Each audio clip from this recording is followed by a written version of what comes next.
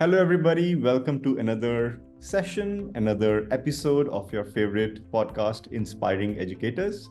We have another inspirational educator with us today. And the best thing that I liked about this entire journey, this entire conversation that I was having with her before I started recording was about her journey.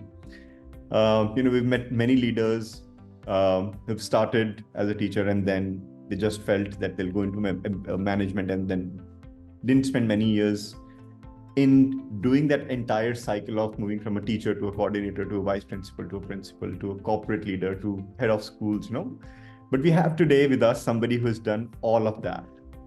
And I think it would be a very amazing conversation to know how, as a teacher, we can plan our careers with none other than Mrs. Deepa Vinod. She is currently the principal of DPS Ras Al Khaimah. Before that, she's been a corporate leader, corporate school development leader with a group of schools in Dubai called LEAMS Education.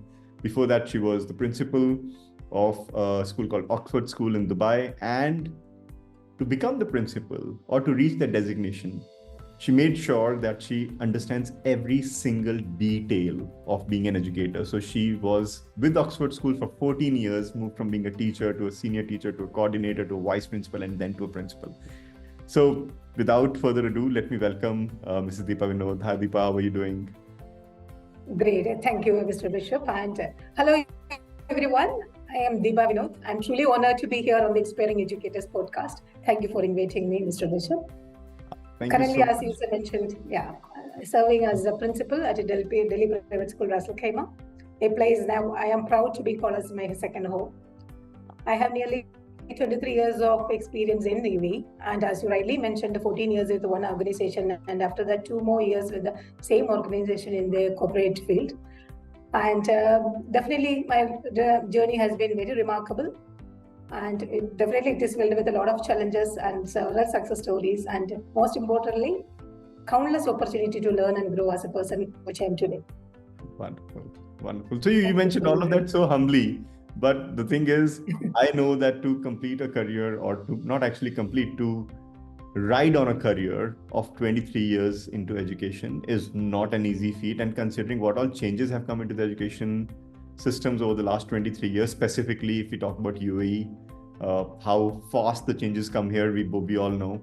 So it would not have been easy. So what really would have been your passion and intrinsic structure. But before we go there, what I would really want to know is what inspired you to become a teacher? Why did you decide to become a teacher? Okay, that maybe I might be different from other people who said I want to be a leader from the beginning. I wasn't.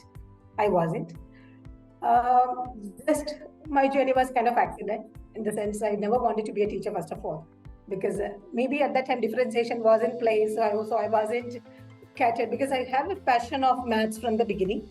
And I was a troublemaker in the class almost all the time. So every time in the hit list of teachers, like this is a troublemaker, that classification was there. However, I was a pet of teachers. So I never wanted to be a teacher because I never enjoyed being constrained with the time and this energy without doing much in the classroom was a kind of challenge for me. So every time I said, I never want to be a teacher. In case if I became a teacher, I would know all the naughtiest thing a child could think and do it. Yeah. This was one thing I was continuously talking. But after my post-graduation, then definitely as many of the Indian families think they'll get married. So they made me engagement, completed my engagement. Then there was a gap of 1 year for marriage. So that 1 year, how to occupy that 1 year, there was an easy option, B.Ed option. Bachelor of Education at that time, it was 10 months. So it took, B.Ed, I did B.Ed. After marriage, then 10 months completed that, all completed parallelly. Then I had to come to Dubai. When I came to Dubai, so easy opportunity was definitely teaching job because it's a part-time, you can select it or any way which you want to select it and you can spend more time with the family. That was a notion at that time. So in 2001 May I came to Dubai, and June itself I got into an education institute which is called LEAMS Education Institute. There I started my job as a part-time teacher. Where that's actually a great platform, even though it's an institute where I got an opportunity to work with all curriculum. Institute workers like people from different curriculum come for support and help. So Indian, CBSE, IB, British, IGC, all sort of curriculum I got an opportunity to work with. So that was an excellent exposure. I got to know about all curriculum, all kind of challenges in every curriculum. What is the pedagogical? I mean, in the sense, they're the project-based learning, which wasn't in India earlier. So that also I could learn at that time through IB curriculum. So through that experience, I worked in that education institute for 2 years. Then there a better opportunity. I moved to another one, which is again an institute, Cordoba Education Institute. There also I worked 2 years because with my children, that was an easy option. By the time I got 2 kids, so part-time, the time convenient for me, I could work. So once my children, both I got 2 girls, once I got kind of able to go to school, at that time I shifted to school along with that. So that's the time when I joined Oxford School as a teacher. Actually, once I joined a teacher, I came to know that there wasn't any job would be appropriate for me other than the teacher. Because I enjoy every minute I spend in class, enjoy every minute I work with the children. That made me young at heart at all the time. And it made me learn everything which is technically appropriate, technically updated, along with that, their kind of feelings, what youngsters feel. As a mother, I helped a lot. In the sense, I think this is the best option if you want a best mother for your children. Teaching is the best option. You will understand the perspective of children in every tangent. So now I understood I born asked to become a teacher. I love this job. I cannot do anything else. As you mentioned, I was a corporate school development manager, leader there earlier, which was away from school, but working with the school in a kind of corporate manner. But 2 years, it was a very good reputation, excellent opportunity, a lot of power. But however, I understood that in school with the children at the time to talk everything, taking ownership of it, that's what my heart and that's what my soul is. So that is the reason from the corporate job, I shifted back to school again as in DPS now.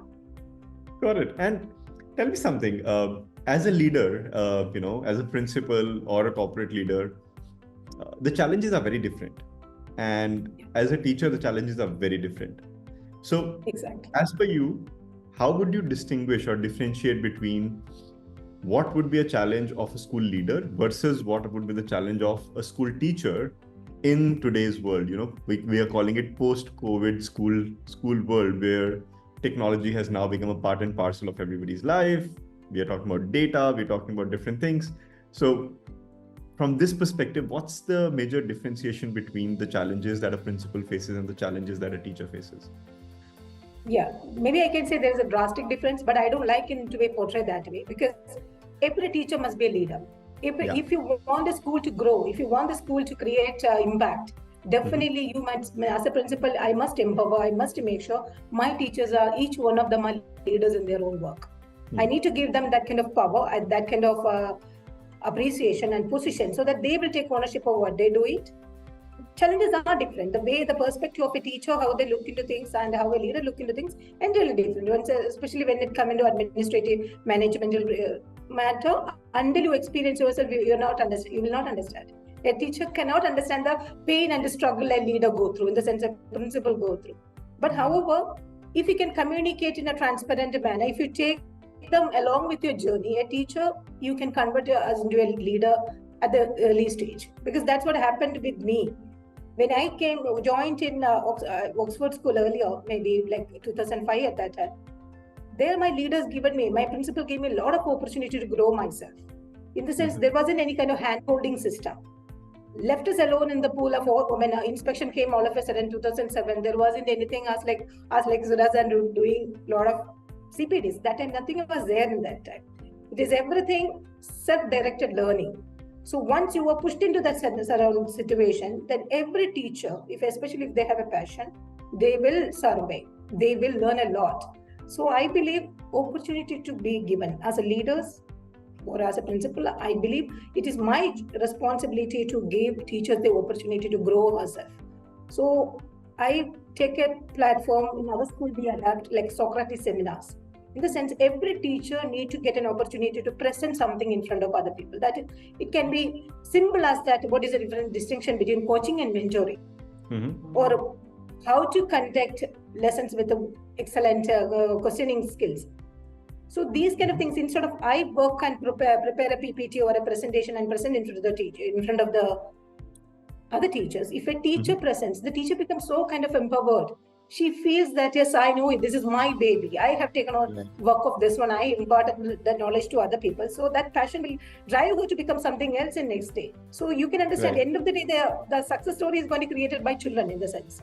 If a teacher feels so kind of confidence, that confidence automatically trickle down to children. Because eventually, whatever we do, we want our children to be a successful, confident individual, right? So that they cannot get it anywhere else other than their teachers who is in a daily based connection. So I believe it's our leaders' responsibility to impart that power. At the same time, I'm reiterating the perspective of a leader look in the actual person who look into the challenges that may different from a teacher how they look into. Right. But ownership, I think both the parties need to take it kind of equal. Got it. So deep diving, just double clicking on the complete thing that you said. You said that the challenges of a school leader and teachers are different, but then teachers have to be leaders and leaders have to put themselves in shoes of teachers. If I ask you, double click on the challenges of a leader specifically as a school principal on a, let's say, weekly basis or monthly basis, what are some of the biggest challenges that you face? What are some of the biggest things that that sometimes give you sleepless nights, that sometimes make you think that, oh, this needs to be solved really quickly? What are some of those challenges? Yeah, as you know, UAE is a kind of expatriates community, especially educational field. All of us come from home country or somewhere else, and definitely, and many opportunities around for each one of us. Yeah. So, as teacher changeover, teacher turnover is one of the biggest challenge. All of a sudden, if a teacher, for example, currently I am into that one situation, one position I want to fill in because the teacher back home family, there is a kind of emergency situation. Otherwise, she wouldn't have left it. She had to go, and I cannot say don't go because school is a priority. I can't because that situation is like that. And she left all of a sudden during this, last week. And I need a teacher before January 2nd when we reopen. That's the biggest challenge. Not like you can put anyone in place or in the class. We need quality teachers. We need a teacher with a high pedagogical approaches and modern technology and awareness, everything. Right. So where we get that in the market, definitely Suraasa, it is like definitely people like you need to play a major role over there than us. So that's one of the biggest challenge. So identifying high quality teachers is one of the biggest challenges as a school leader, because once you have outstanding teachers, then they can take care of the school learning and teaching and students and everyone. But identifying who are those pearls in this vast ocean who can really bring that difference that you want. And similarly, double clicking on the teacher challenges now. Let's say a teacher is there in the classroom. So, let's say 15 years ago, 20 years ago, the challenges were very different. But today in a connected world with students having access to internet, students having access to chat GPT, whatnot, a teacher's life is so different. So what do you think are some of the challenges that teachers face today? And if you have any suggestions for the teachers on how should they be looking at it? Yeah. So I believe of course ChatGPT, that all factors are there. That knowledge, whether it is once you open Google, definitely you will get information. So what is different from a teacher and a Google or a digital information what you're going to get it? There comes the difference. If a teacher is really influential, a teacher has that kind of element where child can get surprised every single day. That's what I ask my teachers. Have kind of asynchronous strategies every single day. There will be surprise element in class. When they go next day, it shouldn't be monotonous. Every single day, same thing. If I have an expectation, this is what's going to come today. Teacher is going to ask homework. Teacher is going to teach this. Teacher is going to give us homework. Then this is a monotonous life for a child. Definitely, then they will not have that excitement. So again, it's a very difficult task for a teacher to find the surprise element every single day. Change in approaches. Ask what was it today? Dealing with the children should not be the same or tomorrow or day after tomorrow. It should be spontaneous. That vibrancy a teacher need to bring in class. If teachers are so kind of gamification they can include in the class, so kind of adoptive or adaptive with all sort of strategies, then children will love the teacher and the classes will be engaging and they will look forward to see such a teacher in the class. That's I truly believe in that. No, that's wonderful. Actually, if you now how you connected it was so beautiful. That earlier, catering to the curiosity of a learner in your classroom was easier because the learner his only access to any outside knowledge or information were either a library, books, or the teacher, and teacher was more accessible. So the accessibility to teacher was better than accessibility to all the books in the world, and hence teacher was the primary source of information and knowledge. And the teacher had that role of taking care of the curiosity. Today, the library is in your hand. Yeah. The world's information and knowledge is in your hand. So the child can go and get that information and knowledge. But what stays is, how do we keep the learner curious? And if the teacher can identify that, I think that would really solve biggest challenges for the teachers, that how do they engage with the teachers. No, I really can completely agree with you on that. So when you are hiring the teachers who can take care of this curiosity factor or engaging with the students or anything, what are the top qualities that you look for in a teacher? Is there something that you test?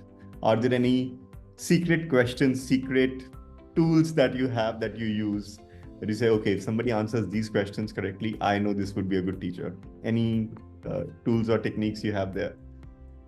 Yeah. So one of the biggest challenges we face when some teachers from India or with the highest level of experience, if they have a 20 years experience or 22 years experience from other traditional background at a school where they gave success academic result, then I will be skeptical to appoint such teachers, because it's a result oriented training might have gone to the teacher. So I will ask 10 different questions to identify how the teacher is flexible, how teacher can bring variety in class. That is very kind of concerning aspect for me. So instead of that, I'm happy to take a teacher who is a very fresher, who is ready to take any sort of challenges, who is ready to take it any sort of test as the way you give, and I will learn it. I don't know now. Teach me or give me opportunity to learn. I will learn. That attitude towards work is what I look into a teacher. More than years of experience, attitude towards a job, and how passionate they are to impart knowledge to children in a different manner. So, and one thing for sure, technological inclination is very much needed.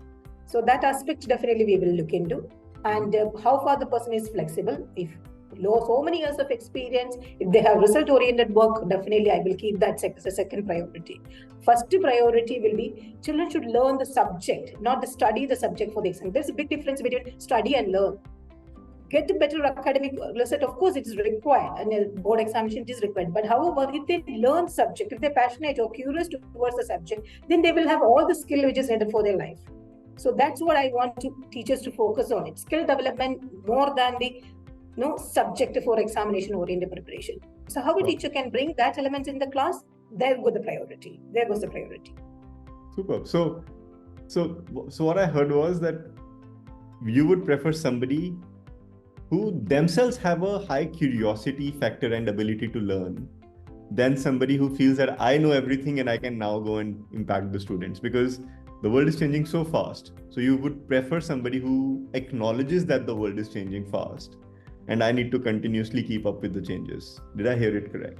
Absolutely. I did not know the writer. That's totally agree with you. So now let's say if this is what a teacher needs to understand, and this is what a teacher really has to go ahead and start imbibing. Do you think technology, the technological advancements can impact this teacher? Or if I have to put it in a very crude way, there's this fear that technology, AI, robots might just replace the teachers. Do you think that can ever happen? Or do you think it can happen? Never. It can't. AI, it's a kind of smart tool. We really need to utilize it in a smart manner. You will get a lot of ideas. Even there are now educom.ai. There is a platform where you can put your topic there. Teachers will get clear-cut lesson plan. What should be the objective? What should be the process criteria? And what should be the activity related to that? How the assessment should conduct? Everything tip of your finger when you click. Insert your data or input correctly. So it's a kind of great tools you have it now. Only now you need to look into the content, look into the students which you have in front of you, how you can make a connection there. Definitely, directly whatever information you get, you cannot put it in the classroom. Yeah. You need to utilize your sense and consider the ability of students which you have it, and accordingly modify. I really feel like working as a teacher at this point of time is much easier what was at our stage earlier. to prepare a lesson plan, proper quality lesson plan at the time when the inspection began at 2010 and all, there wasn't any kind of reference. We don't know whether the objective written accordingly. There is a Bloom's taxonomy or with the depth of knowledge or with the solo taxonomy. There wasn't much information given to us by anyone, in fact. But here, nothing like that. You know the content, definitely you can extract as real pearls of kind of activities or your content which is needed to deliver in class. So this time technology is an asset and you had everything which you need, it is over there, but take the correct information and pass it to the correct manner. Got it.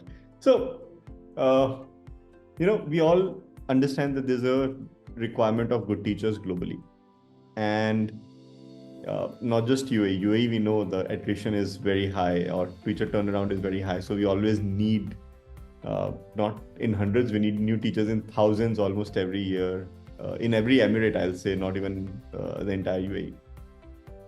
But then there's also this huge thing that globally, the number of teachers required and the number of teachers available, the difference is continuously increasing. I was reading a report that currently there's a shortage of around 30 million teachers globally. And this shortage might touch 70 million by 2030. So what we feel is that the biggest problem is coming because the next generations are not getting excited about the teaching profession. First of all, as a leader, whenever you are meeting students of, let's say, higher secondary, diploma program or senior school, do you see that there are many learners who want to become teachers? That's the first question. Do you think there's this affinity towards becoming teachers in any of the learners that you are meeting these days? This is really, it's alarming case. It's really alarming when you look at it in that way. When we talk to children to prepare their career prospectus as a part of career counseling, not even one person mentioned as they want to be a teacher. That's what I'm saying. And it's really shocking, yeah. So now here is the more important and a difficult task for you. If you had to pitch, and think of it as a sales pitch. I know school leaders, teachers, all of us, we don't like to do a sales pitch, but this is the most important part because we have to sell our profession to the next generations. So if you had to make a sales pitch to the next generation of students, imagine you're standing in front of a university, student, around 5,000 students from different universities, just graduating, and they are on this verge of deciding whether should I become a teacher or not. Should I do a bachelor's in education, master's in education, PGCE, and get into teaching? Or you're standing and there are some students who are in their 12th grade and they have to decide which side of the career they should be doing. And they're all looking at you. If these 5,000 people sitting in the auditorium looking at you, that whatever you will say about the teaching profession, they will listen to that and they will decide based on that whether they should be going for the teaching profession or not. What would you tell them? What good things, bad things, nice things, not so nice things would you want to tell about the teaching profession that you're able to inspire thousands of people to join the teaching profession? What would you say? I think it's a kind of place where we can transform lives of children. That in any other job, I don't think you can do that. Yeah. Transforming someone's perspective, someone's life, the way they wanted to treat themselves in future, that's only job can be done by teaching job. You can touch lives. But again, I should be very realistic. So before focusing or before converting children to the mentality, convert to the teachers, I would make a plea to the authorities about the package which the teachers are getting or are given. That kind of approach towards a package or remuneration, we need to think differently. So why anyone should come to this profession if there are other professions, whether it is marketing field or in a MBA field, whether they don't need to work after school hours, they just need to work office hours, have a happy life throughout that 5-7 hours and go home, enjoy their life. Why they should come to this thing? There should be some other aspect need to add it to that. So this I'm just coming out of the auditorium and talking to you now. I am not going to talk this to the students, but remuneration is one of the reasons why children are not taking this pain of going to this field. I know. this much of hard work, this much of effort, a teacher who does it for hours, sacrificing, they say 2 months vacation. I don't think hardly any teacher will get 2 months vacation. That is only on paper. Even on vacation, even winter holidays, when they go, they take homework at home to complete it. In the sense, their own preparation work will be there. So there should be some other aspect a teacher need to look up to, right? Respect is there. Definitely respect is there. You can be young at heart all the time. You can have kind of vibrant conversation every time. But moreover, you are in an expatriate position here to give something back to your people who are depend upon you, right? You need to have a kind of support to your family. So for that, remuneration is one of the factors. So that's not just we leaders need to look into that. Even management or the corporate people or the owners of the school or even the government must put some sort of mandatory law or rule to have. There should be a minimum wage. As like Finland, there is a minimum wage for teachers. That's one of the place where the teachers are paid very high. So why don't all the other countries think like that? So if government put some sort of rule like that way, then definitely they will be wanting to become a teacher. As it one of the today's newspaper it is there. Anyone can be a teacher just to take a license without no fee. You can be a part-time teacher or you can be a tuition teacher, private tutor without any license. That's a great movement UAE has done it today. So such an initiative to converting people's mentality to come to teaching profession need to be taken by in a bigger manner by the government level or country level rather than like be symbol leaders or we think in that way. All of our movements are required, all of our request is required, but it's not just within us. Got it. So now we've had the conversation out of the auditorium, and I agree that all of these things are required. Now you have to enter the auditorium and make that pitch to the learners. Consider that somebody is working on all of these things. Okay. What would you say to the university students and to the school students to highlight the importance of the teaching profession and invite them to join the teaching profession? Okay. What drives me every day is my unwavering passion for education. So basically, if any one of you want to come to that educational field, they should have a passion and attitude towards learning. So as you say, doctor, if you take an MBBS degree, you need to learn every single day. You need to do that's a little more extremely painful. But if you want to come into educational field, you can learn with experiments, experiential method. So you will enjoy your process every single day, and you can get updated every single day with your own self-directed way of learning at your own pace. So the belief which guides me to take a decision and initiative which we implement in the school is all kind of inspirational. In the sense, I want my children to gain all the achievements. So I don't think any other job you will get that kind of pleasure. So education is the only mode, or education is the only field where you can try your experiments for doing something better every single day at your own pace.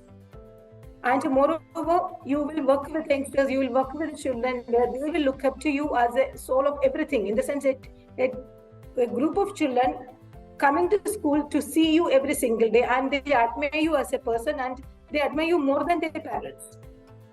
If you talk to KG children or a lower primary kids or even a senior secondary, the best person in life, most of the time, it's one of the teacher.